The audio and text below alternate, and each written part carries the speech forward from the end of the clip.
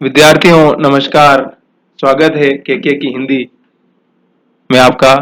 हमारा चैनल है केके की हिंदी के नाम से, जिसमें हम साहित्य पर चर्चा करते हैं, कविता पाठ करते रहे हैं और तमाम समकालीन जो महत्वपूर्ण विषय है उन पर हम बातचीत करते हैं। आपको जब भी समय मिले, केके की हिंदी के नाम से मेरा चैनल है, आप विजिट कर सकते हैं। हम बात करेंगे श्रीकांत वर्मा, जो हिंदी के बहुत ही महत्वपूर्ण कवि हैं। 1931 में उनका जन्म हुआ था और 1986 में उनकी कैंसर से मृत्यु हो गई थी। बिलासपुर के रहने वाले थे वो, वहाँ जन्म हुआ था, नागपुर में सारी पढ़ाई की और बाद में कांग्रेस पार्टी में आ गए थे वो, और कांग्रेस पार्टी में उनका तो श्रीकांत वर्मा हिंदी के सीनियर अग्रज कवि रहे हैं और तमाम पुरस्कार इनको मिले हैं। संपादन भी किया अच्छा खासा विदेशी कविताओं का, हिंदी में अनुवाद अनुवाद करने में भी श्रीकांत वर्मा का बहुत महत्वपूर्ण योगदान रहा है। मैं उनकी कुछ महत्वपूर्ण कविताएं आपके समक्ष पढ़ूंगा और एक कवि की जो महत्ता होती है, एक कवि का जो महत्व होता है, उसके तमाम जो आयाम होते हैं उनको शायद हम कविताओं के जरिए समझ सकते हैं। श्रीकांत वर्मा की कविता है, वह मेरी नियति थी। कई बार मैं उससे उबा और नहीं जानता हूं कि किस ओर चला गया। कई बार मैंने संकल्प किया, कई बार मैंने अपने को विश्वास दिलाने की कोशिश की। हम में से हर एक संपूर्ण है। हमने पढ़ा ना आधे अधूरे नाटक, मोहन राकेश का, वो भी इसी दौर में लिख रहे थे।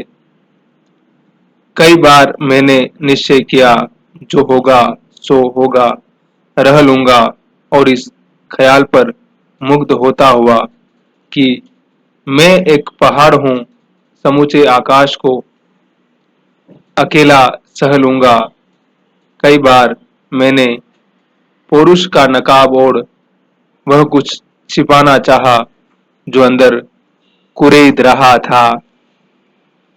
कई बार अंधेरे से निकल दूसरे अंधेरे में जाने की कोशिश की, लेकिन प्रत्येक बार रुका और मुड़ा और नहीं जानता हूं क्यों अपने ही बनाए हुए रास्तों को अपनी ही पीठ लाद वहां लौट आया, वह जहां निढाल पड़ी हुई थी।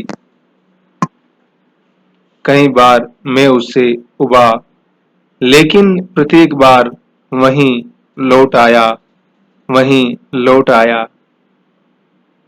प्रतिनिधि कविता जो उनका संग्रह है, जो राजकमल प्रकाशन ने प्रकाशित किया था 1992 में, उसी में कविता है, वह मेरी नियति थी। है ना? जैसे होता है ना कि हम सबकी नियति, हम बहुत भटकते हैं, बहुत कुछ निकलते हैं, लेकिन वापस लौट के जैसे उसी स्थान पर आ जाते हैं, और वापस जब वहीं आ जाते हैं तो फिर कहीं न कहीं जीवन की उस इस नीति को जैसे स्वीकार करते हुए हम नजर आते हैं। एक और कविता है उनकी, ये भी उसी कविता संग्रह से है जो 1992 में पब्लिश हुआ था। आपको ये भी बता दूं कि श्रीकांत वर्मा का जो बेटा है ना, वो बहुत बड़ा बिजनेसमैन, और क्या बनाता है, वो हथियार बनाता है, उसकी हथियार बनाने की कंपनी है। सो मतलब खरीदता बेचता है, मतलब प्रोड्यूस नहीं करता है वो, और भारत सरकार भी उसी से खरीदती है। एक तरफ श्रीकांत वर्मा शांति और पीस की बात कर रहे हैं और उनका बेटा हथियार खरीदने खरीद फरोख्त में दुनिया का नंबर, मतलब बहुत बड़ा आदमी है, समझ लीजिए आप, उससे कल्पना लगा लीजिए। और उसी सिलसिले में वो कुछ चार्ज भी हुआ था, वो जेल में भी रहा था बहुत समय तक, शायद अभी भी जेल में छूट गया, पता नहीं मेरे को। लेकिन उस जमाने में जब श्रीकांत वर्मा बड़े आदमी थे और राजनीतिक पहुंच और सारी चीजें करके उसने ये सारा कुछ किया, और उन सारी चीजों से करते हुए उसने वो धंधा शुरू कर लिया था।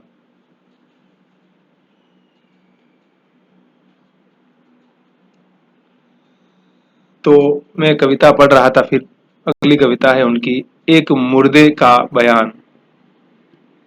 मैं एक अदृश्य दुनिया में न जाने क्या कुछ कर रहा हूँ। मेरे पास कुछ भी नहीं है, न मेरी कविताएं, न मेरे पाठक हैं, न मेरा अंधकार है, यहाँ तक कि मेरी सिगरेटें भी नहीं है। सिगरेट पीते थे ना। मैं गलत समय की कविताएं लिखता हुआ नकली सिगरेट पी रहा हूँ।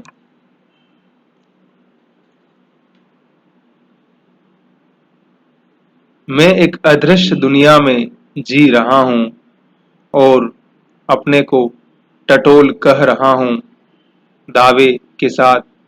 मैं एक साथ ही मुर्दा भी हूँ और उद्बिलाव भी। मैं एक बासी दुनिया की मिट्टी में दबा हुआ अपने को खोद रहा हूँ। मैं एक बिल्ली की शक्ल में छिपा हुआ चूहा हूँ, औरों को टोहता हुआ अपनों से डरा हुआ बैठा हूँ। मैं अपने को टटोल कह सकता हूँ दावे के साथ। मैं गलत समय की कविताएं लिखता हुआ एक बासी दुनिया में मर गया था। मैं एक कवि था, मैं एक झूठ था, मैं एक बीमा कंपनी का एजेंट था, मैं एक सड़ा हुआ प्रेम था, मैं एक मिथ्या कर्तव्य था, मौका पड़ने पर नेपोलियन था, मौका पड़ने पर शहीद था। मैं एक गलत बीवी का नेपोलियन था, मैं एक गलत जनता का शहीद था, मैं एक गलत जनता का शहीद था। ये किसका कविता का नाम है? एक मुर्दे का बयान है। मुर्दा भी बयान दे सकता है, मरने के बाद भी इंसान बोल सकता है, और किस तरह से उसकी जो विडंबना है, उसका जो दुख है, उन सारी चीजों को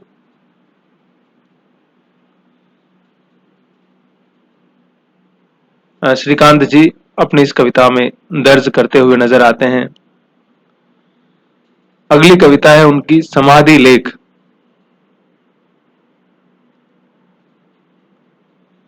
मरने के बाद जो कुछ लिखा जाता है आपके बारे में, या जो कुछ कहा जाता है आपकी समाधि के बारे में, समाधि पर, और वो क्या है, समाधि लेख क्या है? क्योंकि हम सब जीवन की तमाम विडंबनाओं के शिकार होते हैं, लेकिन सबको अंततः मिलना तो उस मिट्टी में ही होता है। लेकिन शायद हम न जाने किस तरह का घमंड पाल लेते हैं, और उस घमंड की जो वास्तविकता है उसको कई बार समझ पाते हैं और कई बार नहीं समझ पाते हैं। क्या कहते हैं कवि? हवा में झूल रही है एक डाल, कुछ चिड़िया कुछ और चिड़ियों से पूछती है हाल। एक स्त्री आईने के सामने संवारती है बाल। कई साल हुए मैंने लिखी थी कुछ कविताएं, तृष्णाएं, साल खत्म होने पर उठकर अबाबिलों की तरह टकराती, मंडराती, चिल्लाती है। स्त्रियां पता नहीं जीवन में आती या जीवन से जाती है। आए या जाएं, अब मुझमें एक अंधे की तरह पैरों की आहट सुनने का उत्साह नहीं। मैं जानता हूं एक दिन यह पाने की विकलता और न पाने का दुख दोनों अर्थहीन हो जाते हैं। बहुत ही प्रसिद्ध पंक्ति है उनकी कि एक दिन ऐसा आता है इंसान के जीवन में कि जब उसको लगता है कि कुछ चीज मिल जाए तो ठीक है, और नहीं मिले तो भी ठीक है ना। नींद में बच्चे सुख बुगाते हैं, माएं जाग जाती है, घर से निकाली हुई स्त्रियां द्वार पीटती है और द्वार नहीं खुलने पर बाहर चिल्लाती है। मुझे तिलमिलाती है मेरी विफलताएं घर के दरवाजे पर, हमारी मांग पूरी करो नारा लगाती है। मैं उठता हूं और उठकर खिड़कियां, दरवाजे और कमीज के बटन बंद कर लेता हूं और फुर्ती के साथ एक कागज पर लिखता हूं, मैं अपनी विफलताओं का प्रणेता हूं। मैं अपनी विफलताओं का प्रणेता हूं। युद्ध हो या न हो, एक दिन चलते चलते भी मेरी धड़कन हो सकती है बंद। मैं बिना शहीद हुए भी मर सकता हूं। यह मेरा सवाल नहीं है बल्कि उत्तर है। मैं क्या कर सकता हूं?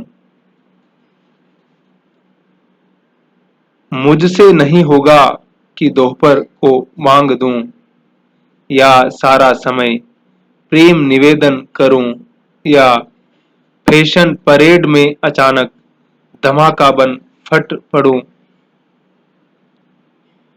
जो मुझसे नहीं हुआ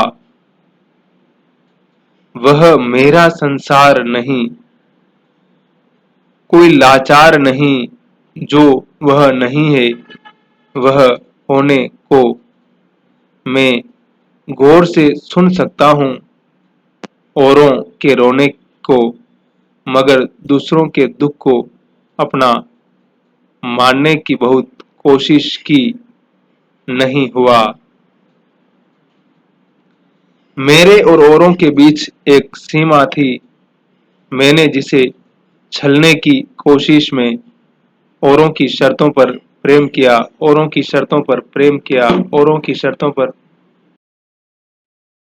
तो इस तरह से क्या आगे पढ़ रहा हूं मैं। मुझसे नहीं होगा, मैं उठकर एक बार खिड़की से झांक कर अचानक चिल्लाता हूं।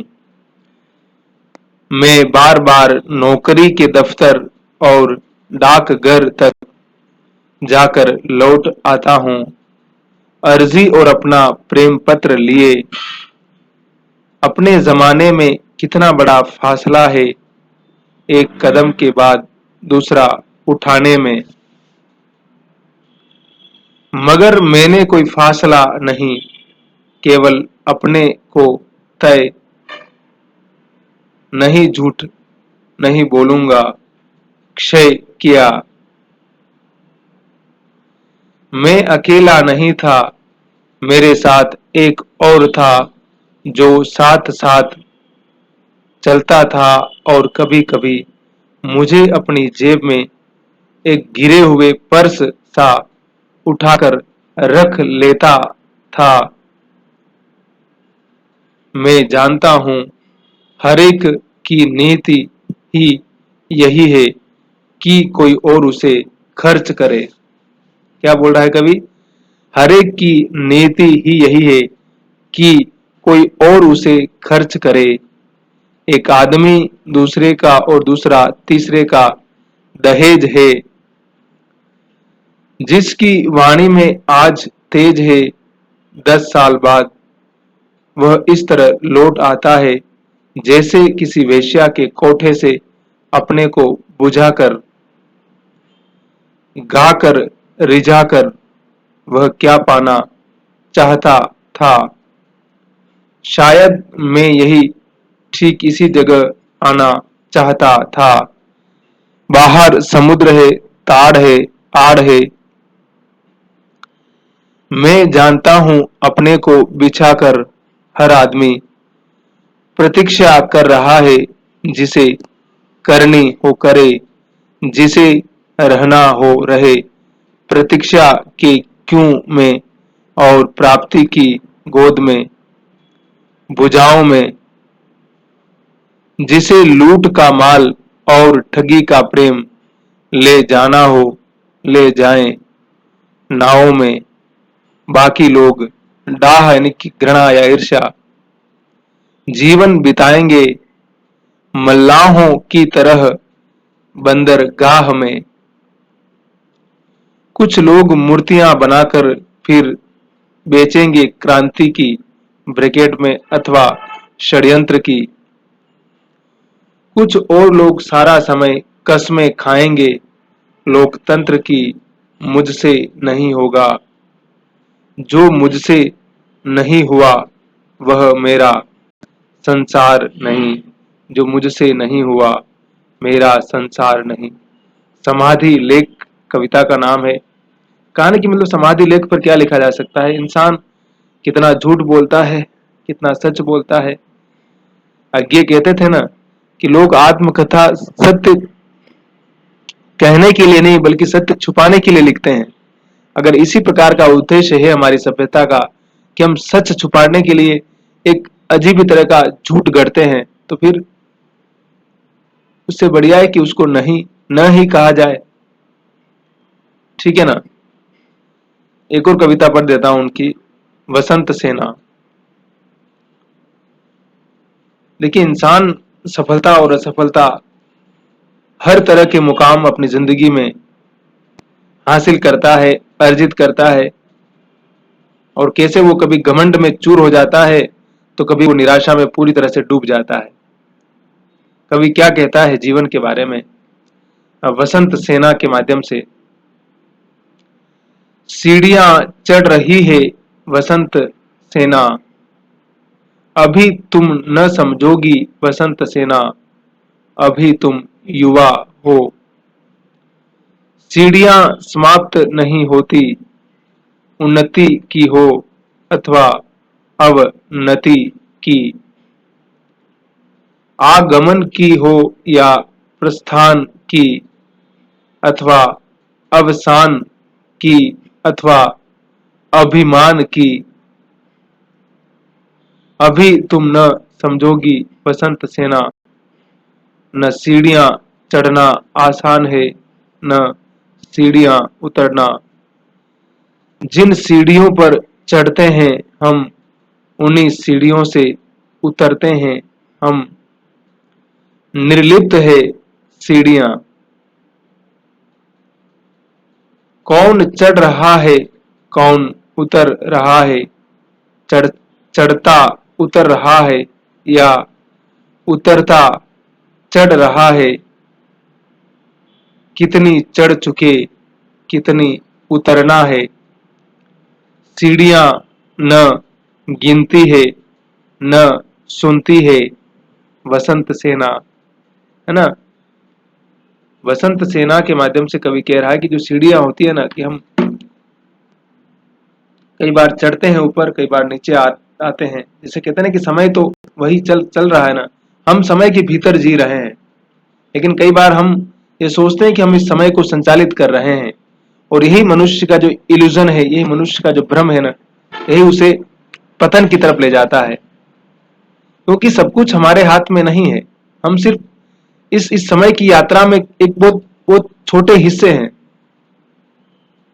इस तथ्य को अगर हम समझ जाएंगे तो शायद जीवन में जो बेकार किस्म की जो हमारी उलझने होती हैं ना, हम उनसे अपने आप को मुक्त कर सकते हैं।